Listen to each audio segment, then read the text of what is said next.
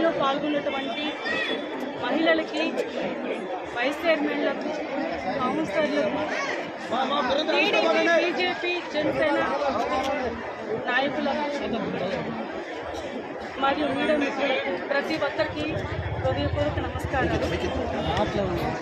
స్త్రీ లేని సృష్టి లేదు, చరణం లేదు, జీవం లేదు. అలాంటి స్త్రీమూర్తులను చులకనగా నిందలు మోపి మాట్లాడడం భారతీయ సంస్కృతి కాదు. ఎక్కడ స్త్రీలు పూజించబడతారో అక్కడ దేవతలు తిరుగుతూ ఉంటారు. స్త్రీమూర్తికి మనం సమాజంలో ఉన్న గౌరవం అలాంటిది. అలాంటి పరిస్థితి లేనప్పుడు సమాజంలో అరాచకం రాజ్యం మొదలవుతుంది. స్త్రీమూర్తి కన్నీరు వస్తే అది అరిష్టం. భారతంలో ద్రౌపది కన్నీరు కౌరవ వంశం నాశనానికి దారితీసింది. రామాయణంలో మహాసాధ్వి సీతామాత కన్నీరుతో రావణ లంక తగలబడిపోయింది. రాజకీయాల్లోకి మహిళలను అలాగే సంస్కృతి పరిస్థితితో మొదలైంది. విస్తరించుకున్న ఇంకా ఇప్పటికీ అదే కొనసాగిస్తుంది. అసెంబ్లీ సాక్షిగా సీఎం నారా చంద్రబాబు నాయుడు గారు సతీమణి శ్రీమతి నారా భువనేశ్వరి గారిపై వైసీపీ ఎమ్మెల్యేలు నీచమైన వ్యాఖ్యలు చేశారు. అందుకు ప్రజలు ఇచ్చిన తీర్పుతో దిమ్మ తిరిగి 11 సీట్లకు పరిమితమైన మహిళల పట్ల అసభ్యంగా నోరు పారేసుకుంటారు. పబ్లిక్లో మహిళలపై నీచంగా వ్యాఖ్యలు చేసిన వైసీపీ నేతలపై ఆ పార్టీ ఏనాడు చర్యలు తీసుకున్నా పాపం పోలేదు.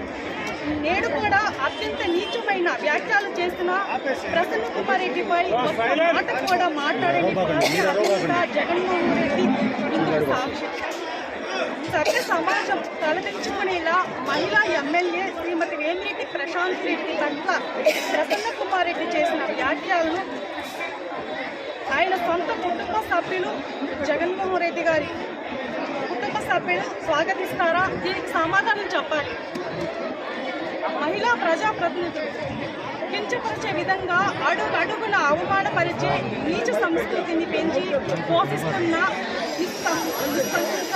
వైసీపీ పార్టీ భావి వర్తలు లేవు, వయోభేదాలు లేవు. నోటికి ఎలా వస్తే అలా మాట్లాడటం సరికాదు.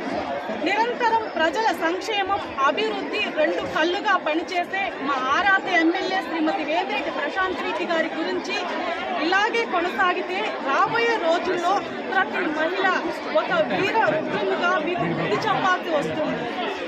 ఈరోజు ఉచేటిపల్లి నగర పంచాయతీ మున్సిపాలిటీలో ఇంత ఎక్కువ సంఖ్యలో మహిళలు పాల్గొని ఈ ర్యాలీలో పాల్గొనడం, వాళ్ళందరూ పాల్గొన్న ప్రతి ఒక్కరికి హృదయపూర్వక ధన్యవాదాలు తెలుపుకుంటున్నాను.